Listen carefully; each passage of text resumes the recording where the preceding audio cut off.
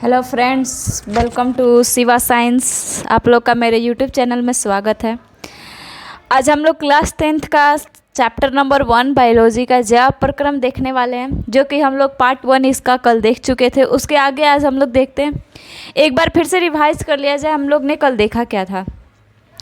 तो हम लोग ने सबसे पहले चैप्टर का नाम के बारे में जाना था कि जैव प्रक्रम आखिर कहते किसको है। तो आप लोग देखे होंगे कि हमने बताया था कि जीवन में होने वाली प्रक्रियाओं को ही जैव प्रक्रम कहते हैं। फिर से एक बार हम लोग देख लिया जाए। जैव का अर्थ होता है जीवो या जीवन में होने वाली प्रक्रिया, प्रक्रम का अर्थ होता है प्रक्रिया। इन दोनों को मिलाकर हम लोग पढ़ते हैं कि जीवन में होने वाली प्रक्रिया को या जीवों में होने वाली प्रक्रिया को हम लोग जैव प्रक्रम कहते हैं। और हम लोग जानते हैं कि हमारा सुबह से उठ के डेली की लाइफ में, अगर हर इंसान की डेली लाइफ में देख लिया तो 2 ही 3-4 चीज़ काम अक्सर होते रहते हैं, जो कि हमारे जैव प्रक्रम में मुख्य रूप से लेकर उसको चैप्टर बना दिया गया है। जैसे पोषण, हम लोग डेली भोजन करते हैं, अपने शरीर के लिए करते हैं। श्वसन, डेली श्वास लेते हैं। परिवहन, अब जो भी हम लोग भोजन करते हैं या सांस लेते हैं वो सारे गैसें या भोजन के कण अणु हमारे हर शरीर तक पहुंचते हैं। उसके बाद उत्सर्जन, उसमें से बेकार पदार्थ डेली निकलते हैं। इन्हीं चारों को बेस बनाकर, आधार बनाकर ये चैप्टर हमारा दे दिया गया। और जैव प्रक्रम के अंतर्गत इन चारों पॉइंट को डाल के अदर बुक में आप लोग देखेंगे तो 4 चैप्टर बनाए हुए, पर एनसीईआरटी में हम लोग का एक ही चैप्टर में टोटल दिया हुआ है। अब हम लोग सबसे पहले स्टार्ट किए थे पोषण के बारे में, जिसमें हम लोग ने पोषण के 2 प्रकार देखा था, स्वपोषण, परपोषण। इसमें हमने आपको पोषण का डेफिनेशन बताया था कि पोषण है क्या। हम लोग भोजन करते हैं और भोजन से जो भी ऊर्जा प्राप्त होती है उस ऊर्जा की सहायता से हम लोग किसी कार्य करते हैं, और इसी प्रक्रिया को हम लोग पोषण कहते हैं। अब ये पोषण 2 प्रकार के होते हैं, स्वपोषण, परपोषण। स्वपोषण, स्व का अर्थ होता है स्वयं, यानी जो स्वयं भोजन का निर्माण करे, स्वयं पोषण करे, उसे स्वपोषण कहते हैं। इसका एग्जाम्पल हम लोग ने देखा था हरे पौधे। उसके बाद परपोषण देख लिया जाए, जो जीव दूसरे पर निर्भर होकर अपना पोषण प्राप्त करे उसे हम परपोषण कहते हैं। यानी स्वपोषण जो खुद बना रहा है, परपोषण जो खुद ना बनाकर दूसरे पे डिपेंड रहता है, दूसरे पर निर्भर रहता है, उसे हम लोग बोलते हैं परपोषण। इसका एग्जाम्पल है जैसे मनुष्य। अब हम लोग जो उसमें देखा थे स्वपोषण, वो उसमें पेड़ पौधे देखे थे। पेड़ पौधे अपना भोजन कैसे बनाते हैं, ये हम लोग इस चैप्टर में एक पॉइंट है प्रकाश संश्लेषण की प्रक्रिया, उसमें हम लोग सीखेंगे। सबसे पहले हम लोग परपोषण के बारे में जो भी पॉइंट है, उसके प्रकार है, उसको हम लोग पहले देख लेते हैं। तो ये जो परपोषण जो हमारा है, ये परपोषण हम लोग का मुख्य तरीके से 3 प्रकार का होता है। मृतजीवी पोषण, परजीवी पोषण, प्राणीसम पोषण। मृत जीव का पोषण मैंने यहाँ पे परिभाषा इसका लिख दिया है कि जो जीव अपना पोषण मरे हुए जीवों से प्राप्त करे उसे मृत जीवी पोषण कहते हैं। यानी ये लोग जो भी जीव इसमें आएंगे वो क्या करेंगे कि जितना भी सड़ा गला चीज़ होगा, जितना भी बेकार चीज़ हो जाए, मरा हुआ चीज़ हो जाएगा उनसे, यानी आप लोग देखेंगे कि मशरूम जहाँ उत्पन्न होता है या निर्माण होता है उसका, वहाँ पे सड़ा गला चीज़ होता है। कोई ना कोई कीट मकोड़े जो भी हैं, वहाँ पे कितने जीव मरे होंगे, कितने जीवाणु मरे होंगे, उनसे ये भोजन प्राप्त करके वृद्धि करते हैं। तो इसीलिए इसका सबसे बेस्ट अगर एग्जाम्पल देख लीजिए मशरूम। और कवक आप लोग को देखना है तो आप लोग घर में अपना ये ब्रेड लीजिए, 2 दिन तक रख दीजिए। उस ब्रेड या रोटी पे आप लोग देखेंगे वाइट कुछ जम जाता है। तो ये सब क्या होता है, ये मरे हुए जीवों से अपना भोजन प्राप्त करते हैं, जिसे हम लोग मृतजीवी पोषण कहते हैं। आप लोग को उम्मीद करते हैं कि समझ में आ रहा होगा। उसके बाद परजीवी पोषण, जो जीव अपना पोषण मरे हुए जीव से प्राप्त ना करे उसे हम परजीवी पोषण कहते हैं। या इसे आप लोग अपने भाषा में भी लिख सकते हैं, अपने जैसे आप लोग की इच्छा करे वैसे लिख सकते हैं कि जो जीव अपना पोषण बिना मारे हुए जीव से या बिना मरे हुए जीव से, दोनों लिख सकते हैं। क्योंकि ये जो मच्छर होते हैं, आप लोग तो डेली लाइफ में आप लोग को काटते हैं, क्या आप लोग मर जाते हैं? नहीं, आप लोग मरते नहीं है। तो यहाँ पे आप लोग लिख सकते हैं कि जो जीव अपना पोषण बिना मारे किसी जीव से प्राप्त करे तो उसे परजीवी पोषण कहते हैं। या ये भी परिभाषा सही है, जो जीव अपना पोषण मरे जीव से प्राप्त ना करे उसे परजीवी पोषण कहते हैं। जैसे में हम लोग मच्छर देखे, जू, अमरबेल आदि। अमरबेल वेल आप लोग देखे होंगे किसी भी पेड़ों पे लग जाते हैं तने इसके, और ये लोग दूसरे पौधों से अपना पोषण प्राप्त करते हैं, पर उसको कोई हानि जल्दी नहीं पहुंचाते। उसके बाद तीसरा हम लोग प्रकार देखते हैं प्राणी संपोषण। तो इसमें थोड़ा सा हट के वही चीज़ है पर थोड़ा हट के है।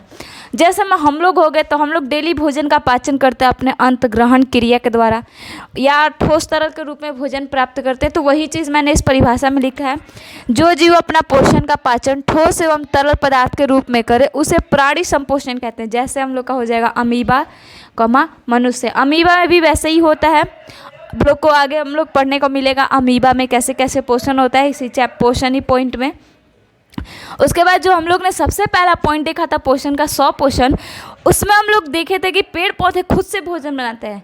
तो जैसे वो खुद से भोजन बनाते हैं उसकी प्रक्रिया को हम देखें किस प्रक्रिया से बनाते हैं, किस प्रकार से बनाते हैं। तो वही हम लोग आगे चल के 8th क्लास या 7th क्लास से ही पढ़ते हैं प्रकाश संश्लेषण के बारे में।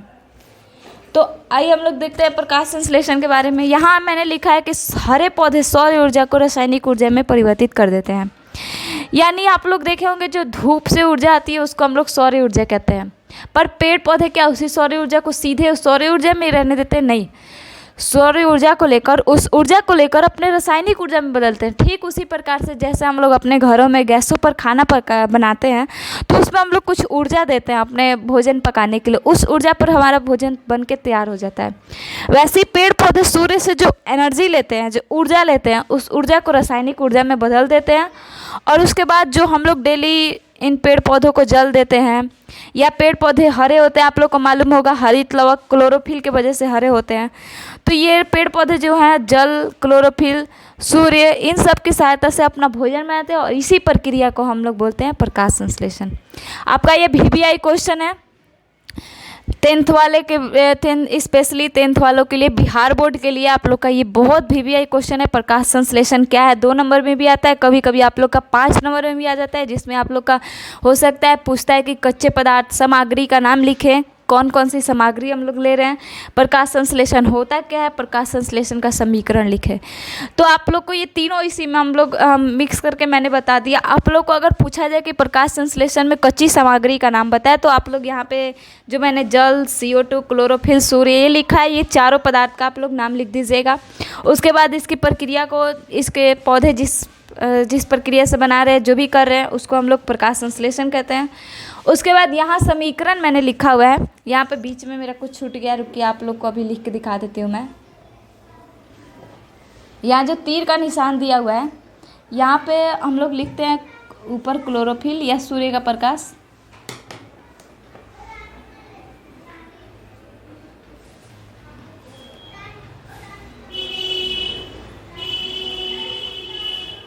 और नीचे क्लोरोफिल।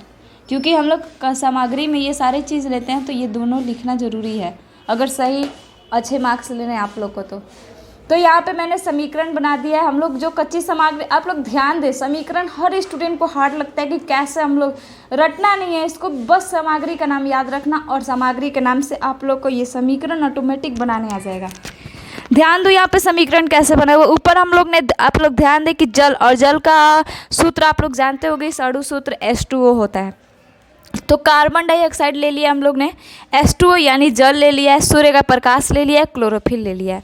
अब इसके बाद जो भी चीज़ बनेगा उसको समीकरण के बाद में तीर का निशान देकर बाद में लिखा हुआ है। तो उसके बाद हमारा ग्लूकोज बनता है, जल और ऑक्सीजन मिलते हैं। अब इनको संतुलित करने के लिए हम लोग ने आगे सारे के 24 अणु होने चाहिए और कार्बन के 6 अणु होने चाहिए। तो आप लोग इस चीज़ को याद रख सकते हैं कि हम लोग को किसी भी पॉइंट में ऑक्सीजन और हाइड्रोजन को 24-24 करना है। आप लोग देख सकते हैं यहाँ पे हाइड्रोजन आगे मैंने 12 लिखा है, उसके पीछे 2 है, तो 12 दूनी 24, इधर भी हो गया, उधर भी आप लोग करेंगे तो 24 होगा, और ऑक्सीजन भी उधर 24 होगा, इधर भी होगा, और इधर और कार्बन 6 हमारा, उधर कार्बन। तो इस तरीके से आप लोग को इसको संतुलित कर देना है, तब जाके हमारा समीकरण संतुलित होता है, सही तरीके से होता है। तो ये आप लोग का VBI क्वेश्चन है कि प्रकाश संश्लेषण क्या होता है। प्रकाश संश्लेषण में समीकरण लिखे, इसमें कच्ची सामग्री लिखे। उसके बाद आप लोग सबसे पहले चैप्टर का जड़ पकड़ना सीखे। हम लोग ज्या प्रक्रम में आप लोग देख रहे हैं कि पोषण पढ़े, उसमें जस्ट पोषण का प्रकार हम लोग पढ़ लिए, 100 पोषण पर पोषण, जिसमें हम लोग 100 पोषण का परिभाषा देखे, उसका एग्जाम्पल हरा पौधा था। उसके बाद पर पोषण के हम लोग ने प्रकार देखा, जिसमें 3 प्रकार हम लोग पढ़े, मृतजीवी पोषण, परजीवी पोषण, प्राणी संपोषण। फिर इन तीनों का प्रकार पढ़ने के बाद हमारे बुक के जैसे एनसीईआरटी में दिया है उसी टर्म वाइज मैंने प्रकाश संश्लेषण के बारे में आप लोग को पढ़ा दिया है कि प्रकाश संश्लेषण होता है क्या है। अगर आप लोग को किसी को भी हार्ड लगे थोड़ा भी कुछ भी, तो आप लोग कमेंट कर सकते हैं, उस कमेंट के हिसाब से मैं आप लोग को आपके तरीके से पढ़ा दूंगी। इसके बाद हम लोग इस चैप्टर में 2 ही पॉइंट ज़्यादा मुख्य तरीके से पढ़ने वाले हैं और जो वो 5 मार्क्स के आने के चांस ज़्यादा रहते हैं। अमीबा में पोषण, मानव में पोषण, इनसे आप लोग के क्वेश्चन आते हैं, पॉइंट आते हैं, 5 मार्क्स के क्वेश्चन आते हैं बिहार बोर्ड के एग्ज़ाम में। और बहुत से स्टूडेंट को बायोलॉजी में बहुत प्रॉब्लम होता है, तो अब प्रॉब्लम नहीं होगा, आप लोग बस अच्छे से पढ़ाई करिए। और हो सके तो आप लोग एनसीईआरटी बुक का जहाँ तक जो भी पॉइंट पकड़ा रहा है, प्रकाश संश्लेषण तक मैंने पढ़ाया, प्रकाश संश्लेषण तक आप ज़रूर रीड करें और ऑब्जेक्टिव बनाएं खुद से। ऑब्जेक्टिव बनाने के साथ साथ ये जो मैं भी आप लोग को ये जो चीज़ें दी जा रही है, इसको आप लोग फेयर पे अच्छे तरीके से नोट्स तैयार करें। और तैयार करने के बाद आप लोग ज़रूर कमेंट करें कि मतलब कि पढ़ाई कैसी लग रही है, अच्छी है या और बेस्ट तरीके से की जाए। बाकी थैंक यू, चैनल को सब्सक्राइब ज़रूर करें।